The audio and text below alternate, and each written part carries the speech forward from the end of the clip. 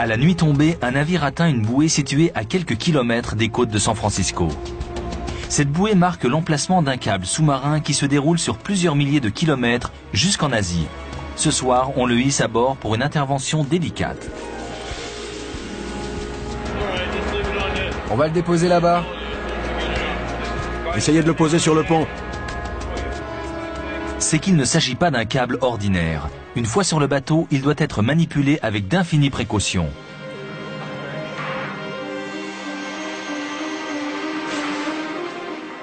Des heures durant, on ôte les couches successives d'acier et de caoutchouc afin de mettre au jour l'extraordinaire cœur du câble, constitué non de métal, mais de plusieurs dizaines de minces fibres de verre. Ce verre, le plus pur jamais fabriqué, a changé le monde. L'étape cruciale de l'opération consiste à relier le câble asiatique à celui qui regagne les États-Unis.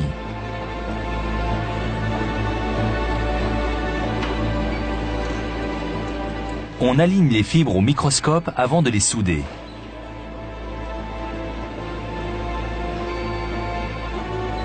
Désormais, informations et données circuleront en continu de San Francisco à Shanghai. Un tel réseau n'est que le dernier effort en date parmi tous ceux que les hommes entreprennent pour communiquer entre eux. Dans cette véritable épopée, scientifiques, ingénieurs et hommes d'affaires tentent de repousser les limites de la nature. Leur quête les a menés à la technologie de la fibre optique qui associe les formidables propriétés de la lumière à la magie cristalline du verre.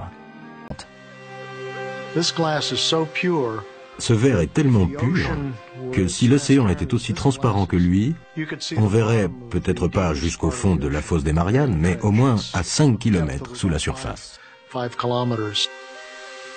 Au milieu des années 1970, l'évolution se confirme. Les 3 scientifiques de chez Corning Glass ont bel et bien fait cette percée que tant d'autres jugeaient impossible. Le rêve que Bell nourrissait de communiquer grâce à la lumière est devenu réalité. Une seule fibre de verre véhicule autant d'informations que tous ces câbles de cuivre réunis. Elle peut transmettre à grande distance des dizaines de milliers d'appels téléphoniques. La quête du Graal des télécommunications semble avoir trouvé son terme. Au cours des 2 décennies suivantes, on produit des millions de kilomètres de câbles en fibre optique. Ils viennent remplacer ceux de cuivre qui auront rempli leur office un siècle durant. Des navires tels que le Global Sentinel construisent cette autoroute de verre qui fait le tour de la planète. On estime qu'à l'heure actuelle, ces bateaux ont déjà posé quelques 6 millions de kilomètres de fibres de verre sous la surface des océans du monde entier. Il y aurait de quoi traverser l'Atlantique 1 millier de fois. D'autres câbles parcourent les continents sur près de 500 millions de kilomètres. Ce réseau de communication a quelque chose d'un gigantesque collier de verre. Mais comme il y eut jadis des sceptiques pour contester l'utilité du téléphone, des voix s'élèvent. À quoi un pareil volume pourrait-il bien servir? La réponse ne va pas tarder. On dispose d'une énorme capacité, mais à quoi pourrait-on l'employer? Et puis presque au même moment, quelque chose arrive à la rescousse. L'Internet.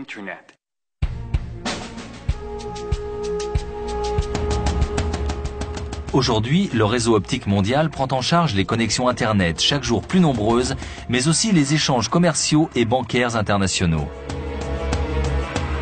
C'est également lui qui relie entre eux les téléphones de la planète. Car même à l'heure du téléphone portable, les communications circulent peu par la voie des airs. Sitôt parvenues à l'antenne relais la plus proche, elles sont converties en impulsions laser qui poursuivent leur itinéraire le long des fibres de verre. La fibre optique se situe au carrefour de plusieurs technologies de la communication.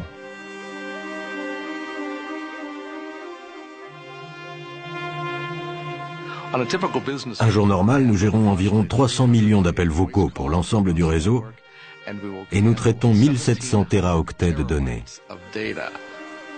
C'est comme si on s'échangeait l'ensemble des documents écrits de la Bibliothèque nationale toutes les 17 minutes. La téléchirurgie à distance semble indiquer que l'avenir de la fibre optique pourrait nous entraîner au-delà de la communication telle que nous la concevons aujourd'hui. Nous continuerons de parler, d'écouter et de regarder de loin, mais nous pourrons aussi agir. Et si l'histoire se répète, la fibre optique finira sans doute par être détrônée. Comme la plupart des technologies, celle-ci a forcément ses limites. Limites qui, de nouveau, pousseront les inventeurs vers de nouvelles trouvailles, plus performantes encore. La leçon de l'histoire est que tôt ou tard, nous allons découvrir quelque chose de plus efficace, qui nous permettra de dépasser la vitesse de la lumière, par exemple. Alors, tout recommencera.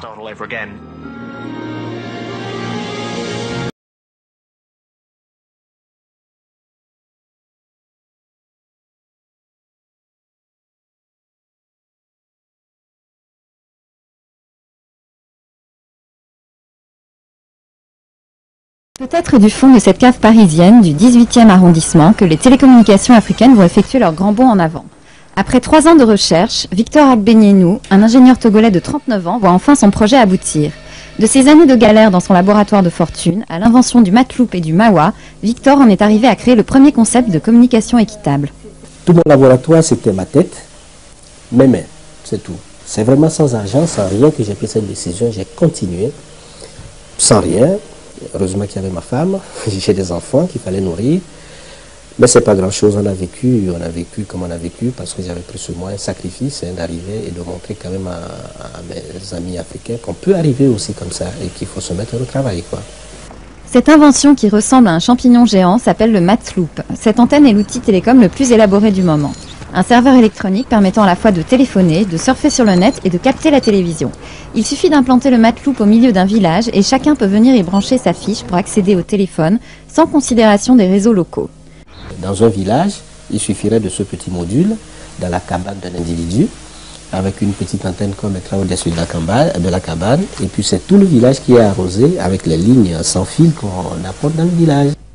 En effet, ce système révolutionnaire peut être un atout sérieux pour réduire la fracture numérique nord-sud. Aujourd'hui, les pays du Nord représentent 88% du commerce des équipements télécoms dans le monde. L'Afrique, elle, atteint à peine 0,14%. Elle n'a que 2 lignes pour 100 habitants. Mais le vent peut tourner. Les Américains ont déjà essayé de racheter le brevet du Matloop pour un paquet de $. Victor Agbenienou a refusé, c'est que son invention comporte une dimension sociale. Il préfère négocier avec la CEDEAO, la communauté des États d'Afrique de l'Ouest, dont les représentants ne restent pas insensibles aux qualités de cette invention. Michel Ouedraogo, directeur régional de la maintenance des télécommunications de Lomé. C'est un produit qui a été inventé par un Africain et qui a pour ambition que ce produit soit fait pour les Africains. C'est déjà un étonnement pour moi et lorsque j'ai vu comment le système a été conçu, c'est un système qui est totalement innovateur. En effet, ce système semble parfaitement adapté au terrain africain. Fini les liaisons filaires discontinues, les problèmes de réception et d'isolement. Et puis, K-Technologies est un vecteur d'emploi sans précédent. Victor Agbenienou compte créer des sites pilotes en Afrique où il formera des techniciens et ingénieurs qui pourront eux-mêmes fabriquer le matériel et l'exporter vers les pays du Nord. Victor Agbenienou a déjà testé à plusieurs reprises son invention sur des sites pilotes à Paris. Les accords avec la CEDEAO pourraient lui apporter les 10 millions de dollars nécessaires au développement de son projet en Afrique.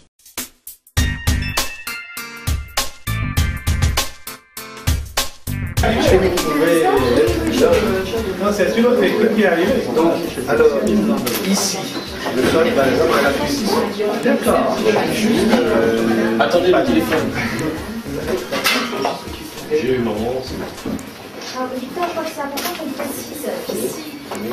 On a privilégié par rapport à ce parcours de visite qu'on vous propose de venir à la rencontre des demandeurs d'asile, parce que les demandeurs d'asile, eux, ont tout de suite compris l'intérêt que ça représentait comme service allait leur apporter, et ils sont venus massivement chercher leur téléphone en début de semaine.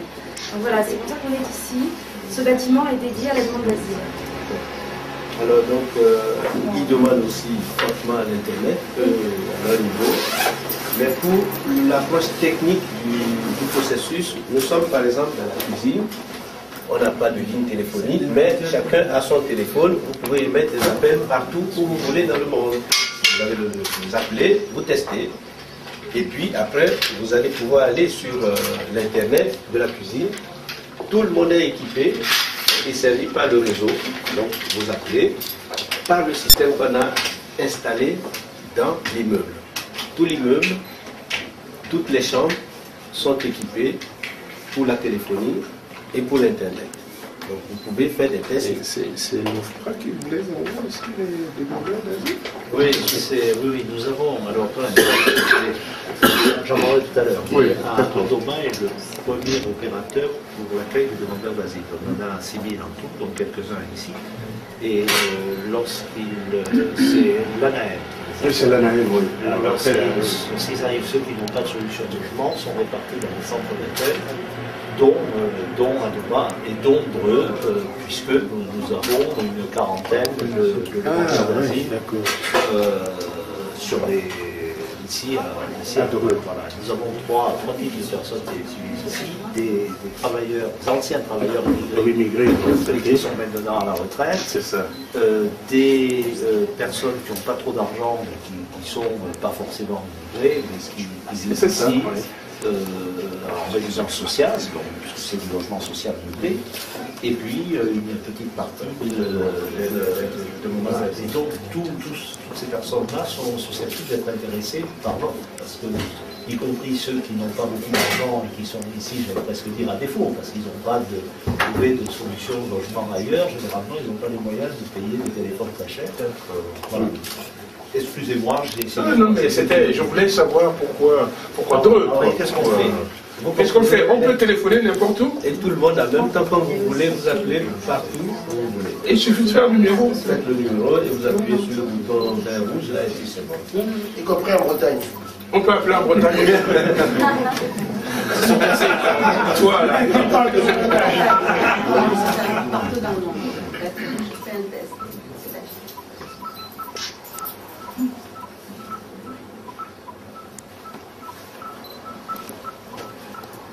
Et après, on fait vert. Voilà. Pour faire un essai.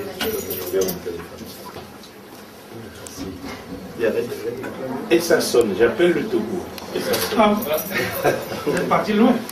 Et c'était juste pour tester l'international. Il est chargé à 50 centimes d'euros aussi. Il est chargé à 50 centimes d'euros.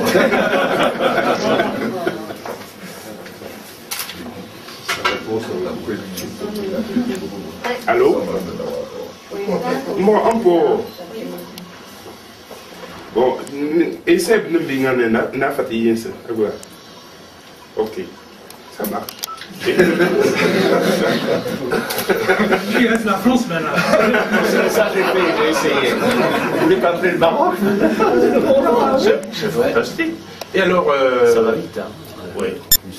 Alors le Togo, c'est à peine, je crois, 15 ou... Ah, il y a même les tarifs. Vous avez l'indicatif? 10 centimes. Togo. Donc ça fait... 16 centimes. C'est la Chine en direct. Oui, avec la Chine, ça marche. Avec la Chine, ça marche. C'est encore... Et ce téléphone-là, chacun a le sien. Et il est mobile. Ça marche pas, il va dehors, il fait dans les 100 mètres autour de la résidence. Ça marche aussi pour le Maroc. Ça marche peut-être. Monsieur le ministre, qu'est-ce que vous pensez justement de ce système?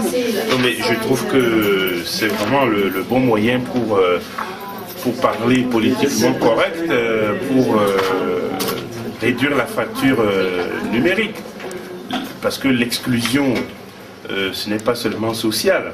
Elle est sociale d'abord, mais elle peut aussi être technologique.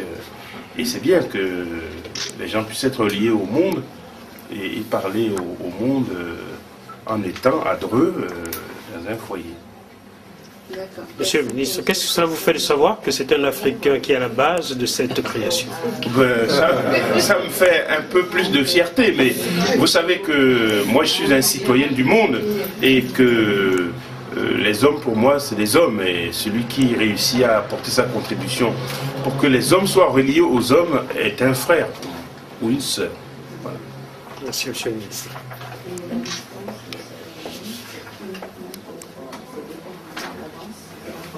On peut peut-être continuer. Donc, on va où maintenant?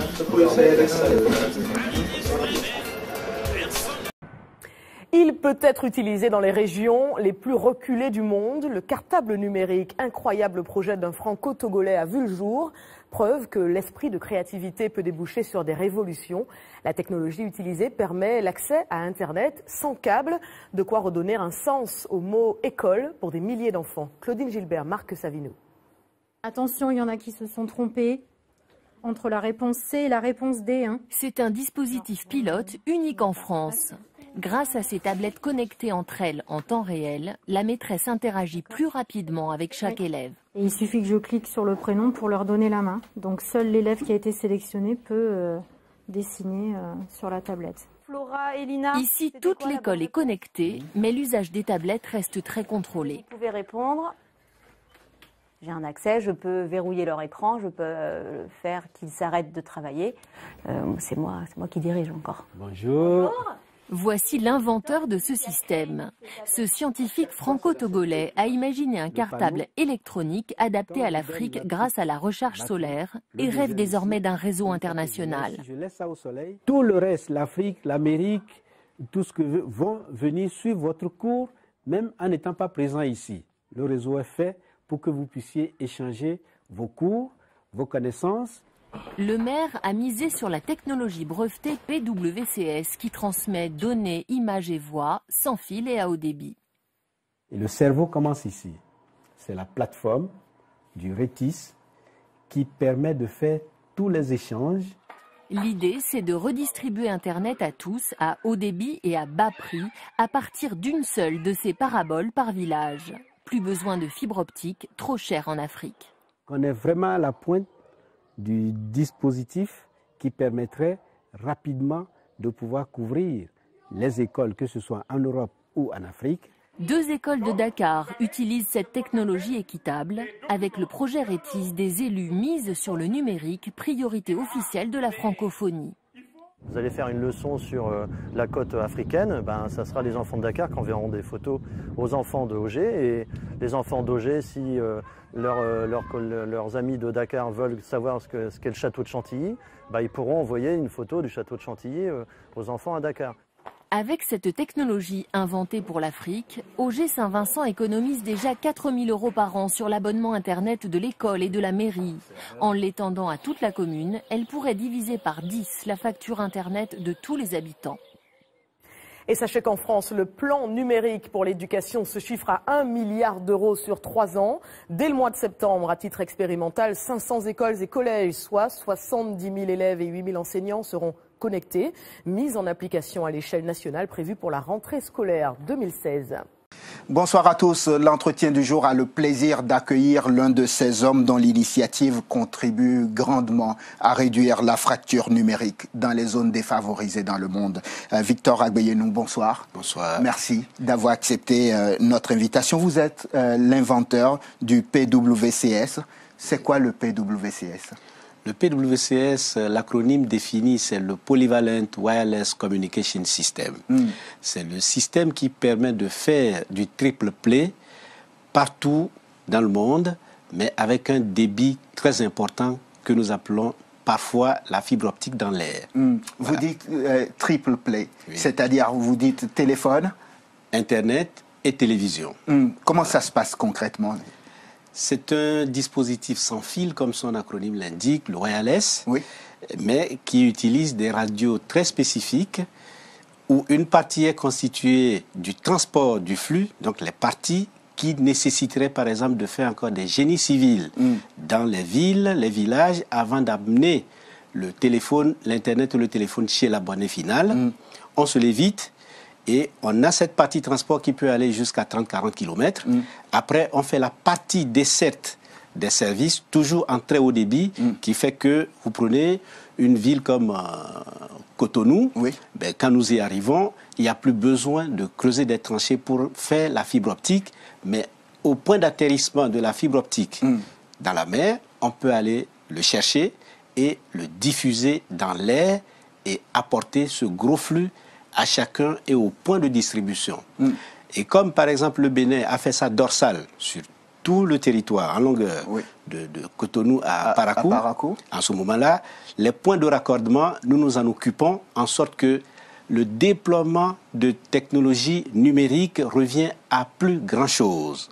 On m'a dit en préparant cette émission, et si je me trompe, vous m'arrêtez, que vous êtes vétérinaire de formation.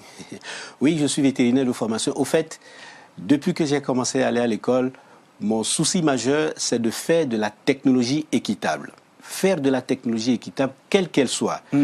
Si je prends mon domaine vétérinaire, en principe, si on m'avait écouté, si les dirigeants africains m'avaient écouté, on aurait fait pas mal de prouesses déjà dans ce domaine, y compris dans la médecine humaine. Parce que je suis spécialiste en chirurgie cardiovasculaire.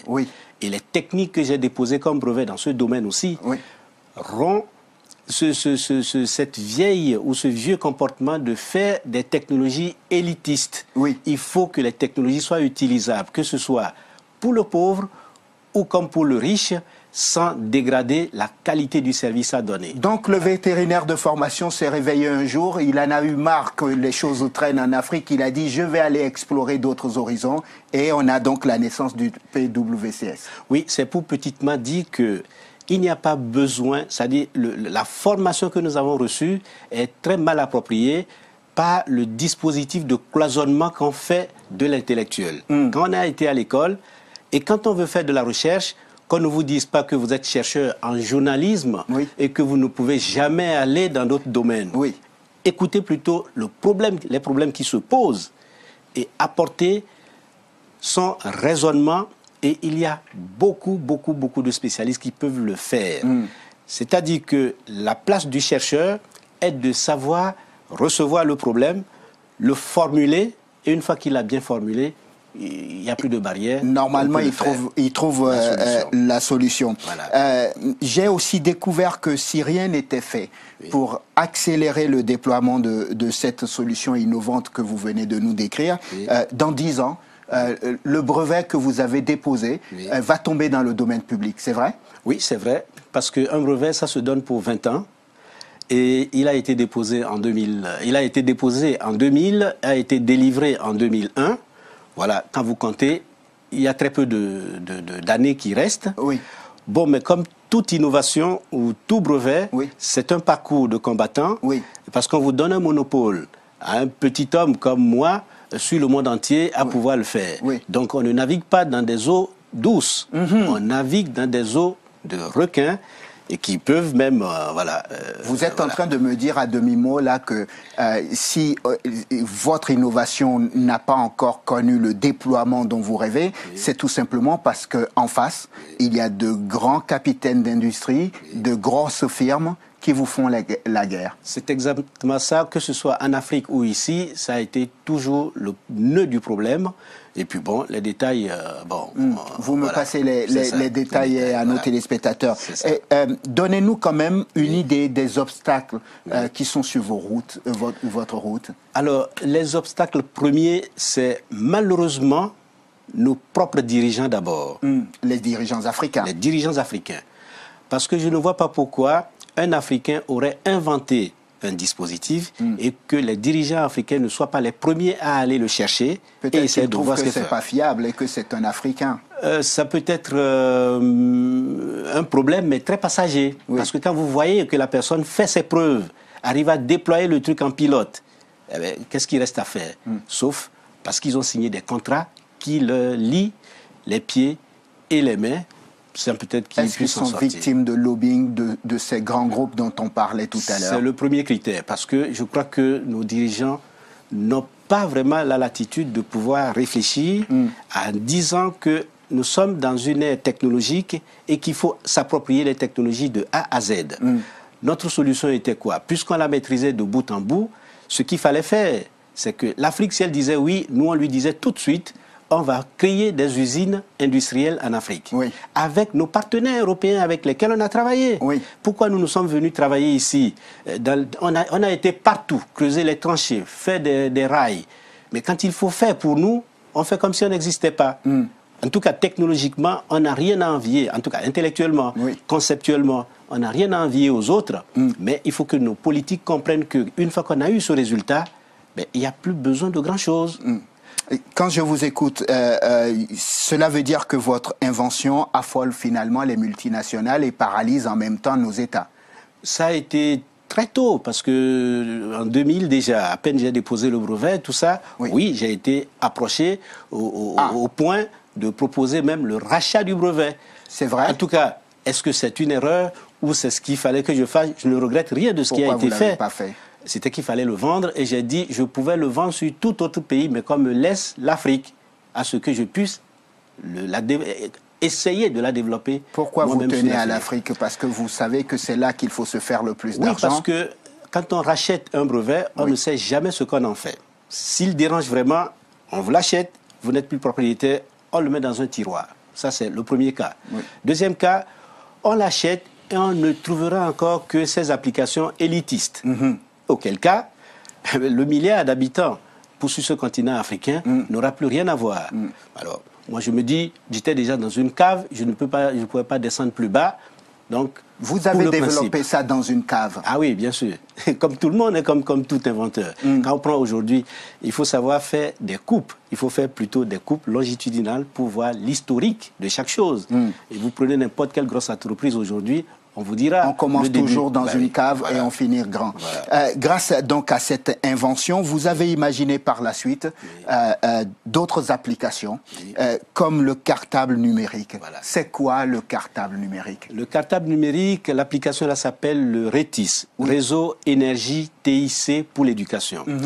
Sur sa partie de base, le PWCS sert à faire l'infrastructure de chaque école, que ce soit une école de brousse ou une école de capitale, que ce soit une école sous un arbre comme le bambou ou le baobab. Et après, cette infrastructure que nous savons déployer de partout. Ah, vous avez apporté un sac pour nos téléspectateurs. Voilà, on a un kit, c'est le kit terminal pour chaque enfant, chaque élève et chaque enseignant. Ça, c'est le cartable numérique. C'est le sac, c'est le kit. Le kit RETIS. Voilà, le kit terminal RETIS. À l'intérieur, quand nous sommes en Afrique ou que nous soyons même ici, il faut l'autonomie énergétique parce que le premier problème qu'on pose, même lorsque vous allez trouver de l'électricité pour pouvoir alimenter vos numériques. Oui, nous disons que le sac est autonome parce que nous donnerons des panneaux avec batterie intégrée comme cet objet. Et qui fonctionne au solaire. Il fonctionne totalement au solaire, avec une batterie qui va accumuler pour pouvoir l'utiliser sur 2-3 jours. Et chaque enfant, s'il veut même le porter dans son sac, comme c'est fait avec le sac, il arrive à l'école pour mieux contrôler la sécurité du dispositif. On fait une rampe et chaque élève sortirait son module d'alimentation, poserait au soleil, il n'y a plus rien besoin de faire, il finit son cours et la batterie est chargée pour la nuit, pour pouvoir aller continuer ses études la nuit. Ça, c'est l'alimentation. À l'intérieur, donc, nous avons la machine elle-même qui est la tablette.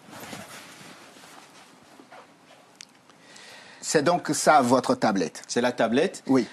Nous l'appelons tablette pour ce qu'on peut se dire là maintenant, mais au fait, c'est ce que nous appelons le cartable numérique. Elle n'a rien de différent des autres tablettes qu'on rencontre. Mais malheureusement, si vous allez acheter une tablette à Darty ou Carrefour, ou qu'est-ce que j'appellerais chez moi, à Papa, bon, voilà, vous ne pourrez pas implémenter les logiciels qui font la spécificité du produit. Parce que ce dispositif permet à l'enseignant, dans la salle de classe, de faire bénéficier. Vous pouvez le manipuler pour que je vois? Bien sûr. Nous avons par exemple le sac électronique que l'enfant va voir, qui contient sa bibliothèque, c'est-à-dire son rangement de tous les manuels que l'État aura autorisé de rendre disponible pour le programme. Et du primaire ou du moment même de la maternelle jusqu'à l'université. Une fois qu'on nous en donne l'ordre, nous avons notre plateforme, on met les solutions dessus. Dans chaque école, il n'y a pas besoin d'Internet pour que le réseau RETIS fonctionne. Parce que l'Internet représente à peine 10% du besoin pour l'éducation. L'essentiel repose sur le numérique plutôt. Et numérique n'est pas égal à Internet. Monsieur Agbeyenou, cet entretien dure malheureusement que 13 minutes. On va arriver vers la fin. J'aimerais qu'on synthétise aujourd'hui. Vous êtes l'inventeur de ces objets innovants pour des pays qui sont défavorisés, des endroits du monde défavorisés. Qu'est-ce que vous attendez pour que demain, ces endroits ne soient plus des endroits déserts? Alors, je suis venu aujourd'hui pour dire bonne rentrée à tous les enfants du monde, en particulier ceux de l'Afrique, et leur dire que désormais, il y a un outil qui fera qu'en Afrique, on n'irait plus à l'école parce qu'on n'a pas de fourniture, parce que le coût des fournitures reviendrait à plus grand-chose. Dire à nos dirigeants africains qu'ils ont maintenant un outil qui leur fera faire des économies considérables sur ce qui est du budget de l'éducation. Il n'y a pas besoin, quand on adopte le RETIS, d'ajouter un seul centime au budget tel qu'il se ferait, mais au contraire, au bout de 2 ans, de faire des économies significatives. Et on dit que ce n'est pas une solution pour les pauvres, ce n'est pas une solution pour l'Afrique. La preuve, on a équipé une école en France ici, qui fonctionne. Victor Agbeyenou, merci.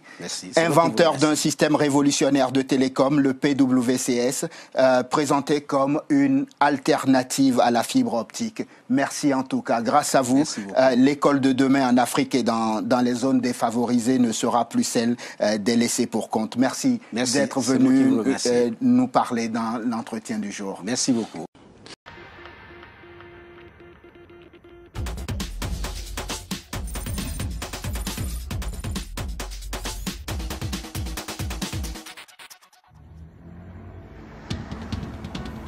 Although Africa has gone digital, with mobile devices and internet connectivity wiring the continent to a global ICT network, getting connectivity to remote African areas is still a challenge. Rough terrain and lack of infrastructure often mean that the installation of telecom cabling is expensive and in many cases impossible. L'Afrique n'a qu'à peine 1 ou 2 lignes pour 100 habitants. Pour creuser, ça coûte très cher et l'Africain est en retard. Il faut un déploiement qui permet de faire quasiment l'équivalent des fibres optiques dans l'air. Scientist Dr. Victor Agbeyenou may have found a way to bypass conventional connectivity with his patented transmission system. Le dispositif donc est issu de la solution PWCS, le Polyvalent Wireless Communication System, qui permet de faire la voix, les données et les images. The PWC system receives a satellite data signal and is then able to disseminate the signal via PWC transmitters over great distances, making telecoms cabling unnecessary. Most importantly, the PWC connection can be provided at a fraction of current cost of systems offering similar satellite connectivity. While satellite broadband connections are available in Africa, they are far too expensive for most people in countries like Senegal. Africa has the most expensive broadband access in the world, with monthly data packages costing about 3 times more than on any other continent. Victor has been working on his innovation in Paris, where he has been given permission to test the system, and it's working well.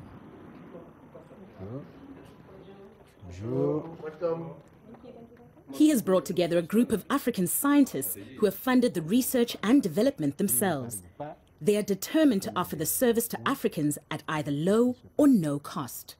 Nous, notre groupe que nous constituons, a des produits avec la finalité de l'usage et de l'utilité. D'abord, pour l'Afrique, si demain ça peut servir pour d'autres, il n'y a pas de problème. Qu'on est venu comme moi, comme les amis, tout ça d'Afrique, de quoi on a souffert, on est les mieux placés pour pouvoir définir et concevoir le produit.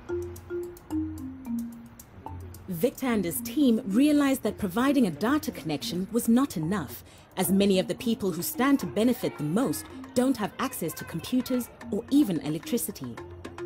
Their rollout strategy is to focus on schools. C'est le kit élève. À l'intérieur, nous avons donc la tablette. So the tablet would be powered by the solar power panels that you have installed into the backpack that every child would have. Oui, c'est ça.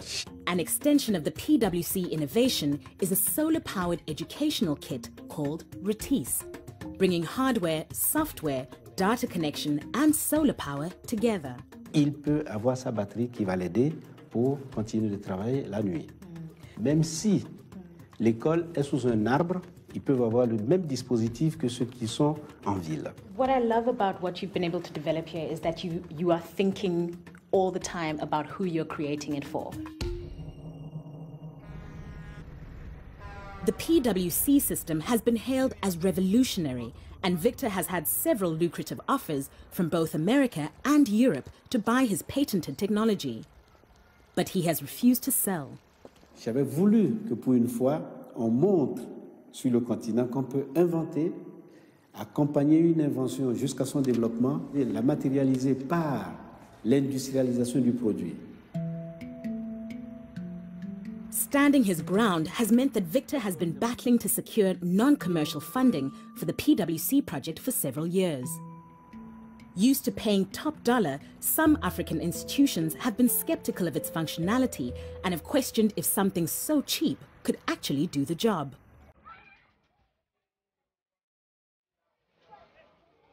Today could be the day Victor convinces them all. After months of negotiations with the Senegalese government, he finally has permission to pilot the system at schools in Dakar. Dignitaries from across Senegal have gathered at this elementary school, where Victor will demonstrate the Retis system here for the first time.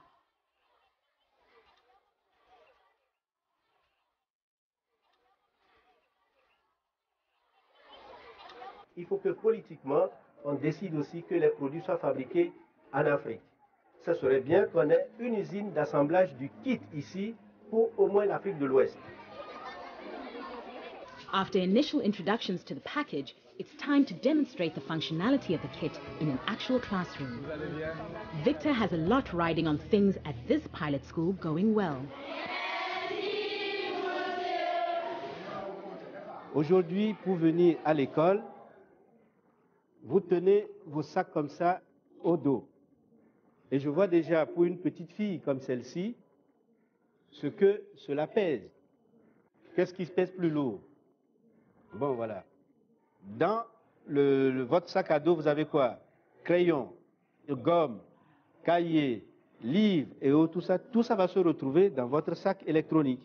Et quand vous allez à la maison, cette batterie que vous avez, vous allez la brancher pour continuer de travailler à la maison. Ils sont là pour vous donner une bonne éducation. Bravo.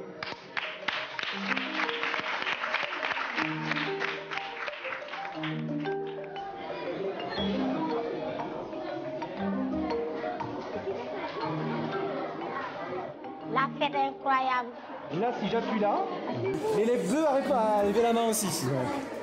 On va poursuivre le combat pour que chaque enfant sur le continent bénéficie de la solution. Merci beaucoup.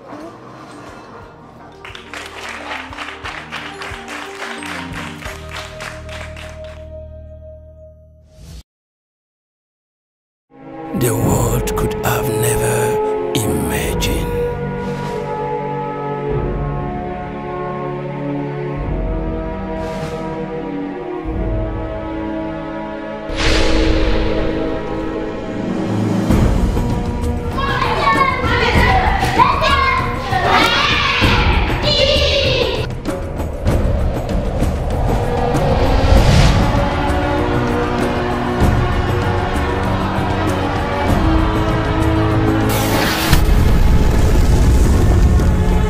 Africa could have never imagined.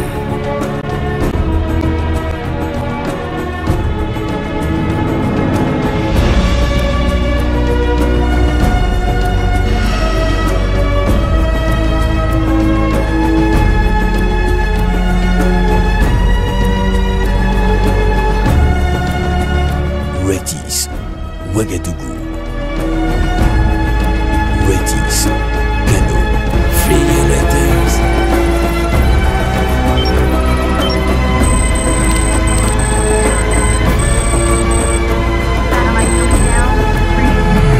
Retis, Kano.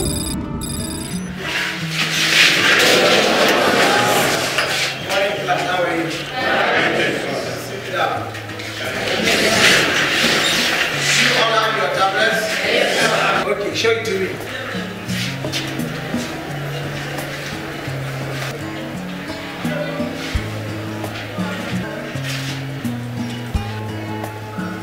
Okay, put it down.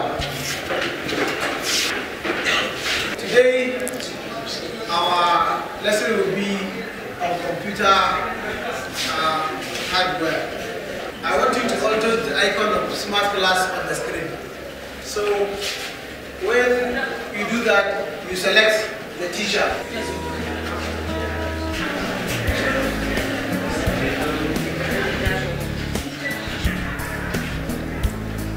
You want to check the level of your battery in the tablets. Mustafa, yes, sir. You need to charge your tablet because you have lower percent of your battery. Okay? Okay, sir. I want to ask a question by writing the question on my whiteboard. You will all see it from your tablet. And I want you to give me the answer in your tablet.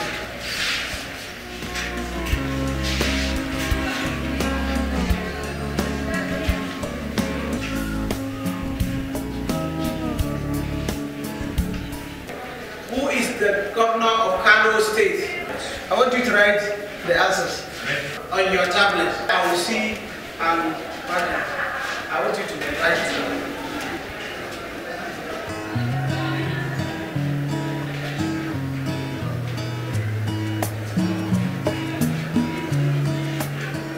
The right answer, as he said, as he writes, is Engineer Rabi Musa Kongoso. So clap for him, please. When you touch onto your school bag, you go into e-book reader, you find the book there.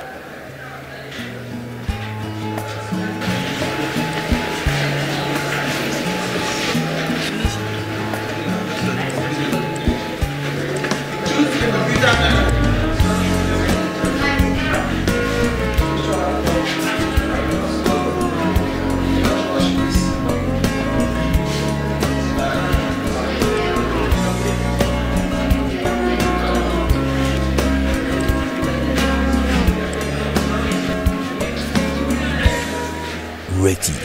This tablet is very, very important to the student because it has many facilities like the e-library. The student can access their library while they are in the class, and all they need in their bag is consist in this tablet. One, they have their note mobile, that is the notebook. They can create a notebook in this tablet, and they can also have their calculator, including scientific calculator. It's included in this tablet. And also a teacher can have a total control of the class through this tablet because he can see whatever a student is doing from his own tablet. He can stop him from doing that from his own tablet, and also they can share document with the student and the teacher through the remote, which is used in sharing like a document of subjects to, from a teacher to the student. It also has a capacity of giving a quiz to the student from the teacher. A teacher can give a quiz, can write a quiz in this tablet and send it to the student for the answer. If they answer it, they can return it back to the teacher, and the teacher will mark it and they will see their mark. So this tablet is very important educationally to our own children in this nation and the world at large. Retis, Kano.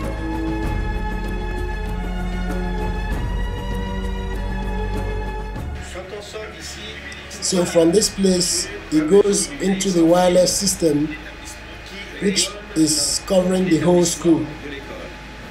So from this point, we can stock all the information that we need, be it from the Ministry of Education, from the teachers, or from the principal. And this central part is something that is coming from part of the system and leads to the radio signals. Each class is equipped with an access point, which means that the tablets will be able to communicate with the teacher and vice versa. So the teacher can actually control all the information that is exchanged between the students and the teacher. So this information, if it's homeworks, can be temporarily stored in the tablets or permanently in the servers. So if you get into the server, that means you need passwords. So for the RETIS, it is Energy and ICT Network for Education.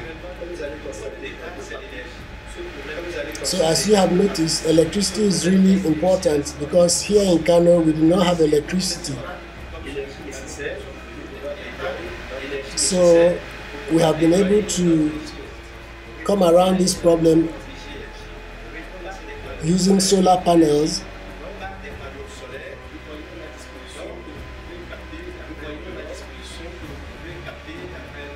RETIS, Kano.